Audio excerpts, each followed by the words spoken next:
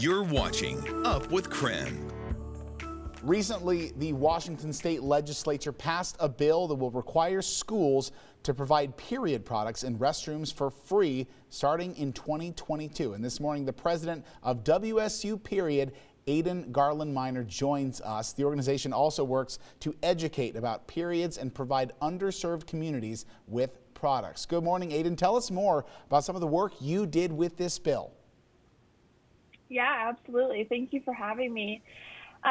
Since January of 2021, we've been working to advocate for HB 1273 to get menstrual products in schools.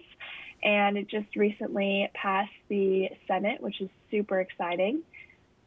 And how long have you been working on the bill within the legislature, and how long has it been there?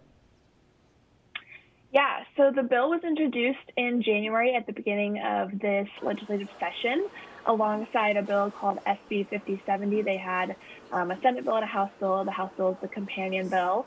So we've been advocating since about January. Now, Ayden, why is this bill particularly important right now? Yeah, absolutely. Period poverty is obviously a big issue. There's 1 in 4 about 13 through 17 aged students that struggle to afford menstrual products in the United States. And schools are one place that can, help mend that issue, right? I know myself and a lot of my peers have experienced, starting their period during the school day in high school or middle school, even in college at WSU, and not having menstrual products. But there's also students in college and high school and in middle school who can't afford them chronically every single month.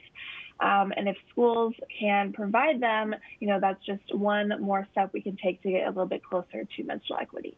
And of course, we know we've had a lot of discussions about what this past year has meant with that struggle as well. So looking forward, how do you think this is going to help people getting through issues with periods in the future? Yeah, absolutely.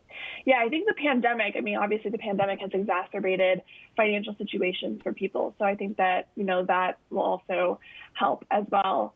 In the future, I think, again, like I said, just getting closer to menstrual equity, I think the more institutions that provide menstrual products, so schools, prisons also don't provide them, things like that. Also, the more aware we are of the issue of period poverty, so the better educated we will be and the more normal periods can be, which is also really important.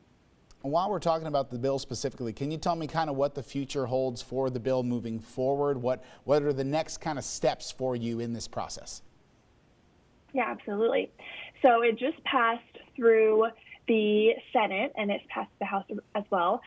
So now it's heading to the legislature and it will need to pass through the Washington State Legislature. And then it'll go to Governor Jay Inslee's desk and he'll have to sign it.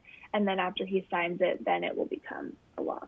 And can you tell me more maybe how this bill passing would help WSU Period kind of moving forward in future endeavors as well? What are some of the other things you'd like to accomplish with this bill?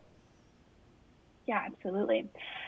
Period WSU in particular, if we're talking about addressing WSU and other higher ed institutions, we have advocated in the past for getting menstrual products in the bathrooms at WSU. Actually, when I started Period, there was already a working group at WSU with a variety of administrators talking about getting menstrual products in bathrooms, which is really cool and I don't think happens very much.